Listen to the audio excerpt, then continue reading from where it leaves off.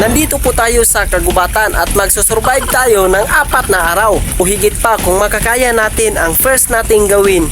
Hahanap tayo ng spot na pwede nating matulugan. Komportable tayo para makatulog tayo ng maayos, pero ang isa nating kalaban dito dahil wala tayong pagkain, wala tayong tubig, pero marami namang tubig dito sa ilog sa aking nilalakaran. Talagang nakaka-challenge talaga guys, kasi first time ko tong ginawa sa buong buhay ko, itong survive dito sa kagubatan ng 4 na araw. Tingnan natin kung saan abot ang ating kakayahan dahil first time natin tong ginawa. Hindi natin alam kung magka-survive tayo dito dahil maraming insekto dito, maraming alimatok kung sa Bisaya, maraming alimatok na kumakagat sa iyong katawan na sumipsip ng dugo. Ayan, so first natin hanap tayo ng spot na pwede nating matuluyan, pwede nating higaan para komportable tayo sa ating matutuluyan, at hanap tayo dito. So sobrang nakaaliw talaga. Ito talaga ang challenge ko na first time challenge sa 2025 na challenge ko na dito sa kagubatan. Sobrang solo talaga, sobrang happy dahil solo survive, solo ako dito sa kagubatan. Wala akong kasama, ito ako dahil gusto kong ma-experience kung ano ang happiness dito sa wild forest, dito sa kagubatan dito, at samahan nyo ako sa aking vlog. At ito yung pinili ko dahil mas malapit sa tubig. At ito yung napili kong spot guys. So dito ako gumawa ng ating matutulugan. So ito una sa lahat guys, ang una kong ginawa ay nilinisan ko muna, pagkatapos nilagyan ko ng mas maraming mga bato. Pangalawa guys, kumuha tayo ng materialis. Ang pangalan dito ay round timber. Yan ang gamitin natin sa ating gagawing pasilungan. At halos din mag-iisang araw tayo gumawa ng ating maliit na kubo, at para rin makabuo tayo ng ating masisilungan. At sobrang enjoy natin dyan guys, kasi first time natin ginawa ito dahil gusto ko talagang masubukan yung nakikita ko sa mga social media. Nagsusurvive sila sa kagubatan na wala silang dalang mga pagkain, tubig at saka damit. Higit sa lahat, wala tayong kasama. Alam nyo guys, dito sa kagubatan, dito sa wild, sobrang sarap ng hangin. At ang sarap huminga dahil fresh na fresh yung hangin. At maraming mga bulaklak na orchids. Kung pinanood mong video ito at kung gusto mong ma-experience na ganitong trip, mag-comment ka lang sa comment section. O di kaya mag-message ka lang sa akin para sa susunod na video ko may kasama na ako. At ito na guys, malapit nang matapos itong kubo natin na maliit. Pagkatapos guys, nilipat na natin yung kagamitan natin. At yung mga bag natin, nilagay natin sa ating tabi. Yang time na yan guys, sobrang pagod ko na, kaya gusto ko na talagang magpahinga. At para rin makatulog na tayo dahil halos mag-isang araw tayong gumawa ng ating project. Sobrang pagod ko guys, pero super talagang enjoy talaga ang experience na to. Kahit sobrang ganda dito guys dahil marami ditong mga mamalaking kahoy at saka mga bulaklak. Marami kang makikita sa mga hindi na natin na video yung experience natin kagabi dahil wala tayong ilaw, at bumangon na tayo dahil day 2 na ito. Bago na namang harap tayo ng spot. Sa pangalawang araw guys, dito ko naisipan, dito tayo gagawa ng ating pahingahan. At pumasok na ako sa ilalim para tayo ay magpahinga. Talagang nahirapan ako guys sa pagpasok dahil sa sobrang liit ng butas. Hi guys, so ngayon nandito po tayo ngayon sa ilalim ng malaking puno. Yan, sobrang dilim guys. Ang oras ngayon ay 12:30 ng tanghali. 12:30 ngayon is pagpasok natin kanina, nakatulog tayo. Mas okay dito kasi mas maganda yung tulog, pero nakakatakot guys kasi baka mulan ng malakas at bumaha. Nandito tayo sa ilalim. Ayan guys, nakakatakot talaga. Pero continue lang tayo sa ating challenge ito, sa ating survival solo. Ayan guys, so ito ang pangalawang araw. So matulog na tayo guys. At kinabahan ako sa gabi dahil parang may umiiyak na bata.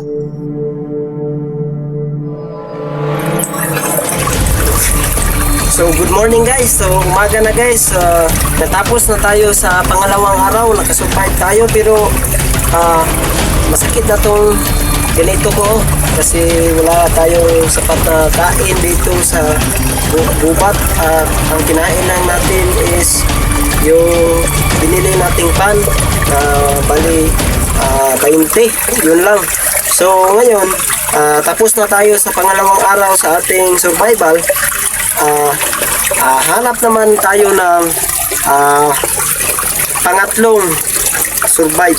Kung makasurvive pa ba tayo sa pangatlo, kasi ang tagal natin dito pang-apat.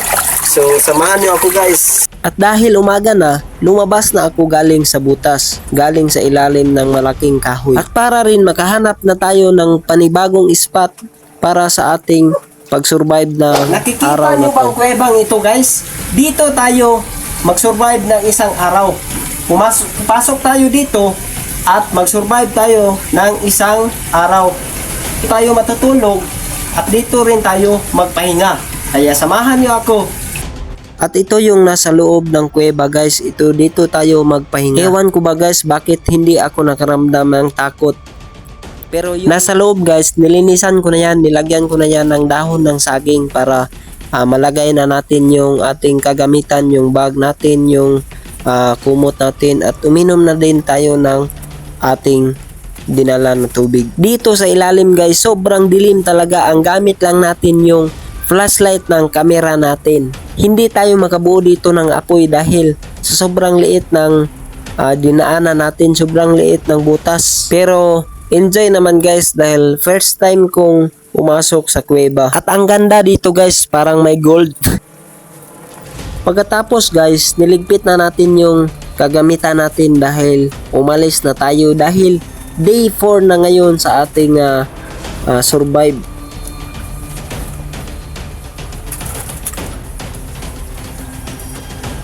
Guys, so ngayon pang-apat nating challenge ngayon, pang-apat na araw, kaya sobrang enjoy talaga dito sa kagubatan talaga guys. So mas madami ditong view, maraming malaking kahoy, kaya worth it talaga sa kagubatan. Kaya guys, itong pang-apat na araw, kayanin natin to kasi pang-apat na araw kung makasurvive ba tayo o higit pa, pero sa tingin ko pang-last na to, kaya kakayanin ko to. Patuloy nyo ang pagpanood nyo para makita nyo kung makasurvive ba tayo. At dyan tayo magsusurvive ngayon. Ngayong araw, dito tayo akyat. Dyan tayo akyat sa itaas ng puno. Sobrang taas yan guys. Ang pangalan ng puno na dyan ay, kung sa amin ay baliti. Dyan nakatira yung mga aswang. Kung naniniwala kayo, pero hindi ako naniniwala sa mga aswang. Yan, tayo survive ng last day of challenge of survival in the wild forest. So ngayon guys, tara na. Hi guys, so ngayon nandito na tayo sa itaas ng baliti na kahoy. Dito tayo mag-relax ngayon na araw. Ngayong last day, dito tayo mag-relax. Nandito pa ako sa kanyang center kasi yon dito sa taas. Sobrang taas na. Pero ito guys, sobrang taas na ito guys, oh. Tingnan nyo sa ibaba guys, oh. Oh guys, oh. Tingnan nyo. Sobrang taas na ito guys, pero dito lang tayo mag-survive dito. So ngayon, sobrang pagod natin sa 3 araw. Magpahinga muna tayo.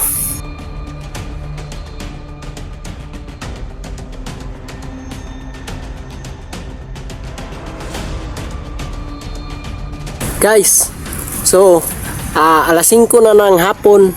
Alas 5 na ng hapon, tapos sobrang gutom na talaga. Sobrang gutom na. Nasakit na ang tiyan ko kasi kulang tayo sa kain. Hanap tayo ng pagkain dito sa kagubatan. Kasi may makita tayong pagkain. Tara. Guys, ganito pala yung saging ng unggoy guys. Parang may liso. So guys, so sobrang gutom na natin kaya kakain tayo nito guys. Yan guys, oh. Yan. Saging ng unggoy yan, may liso. Yan. Kakainin natin.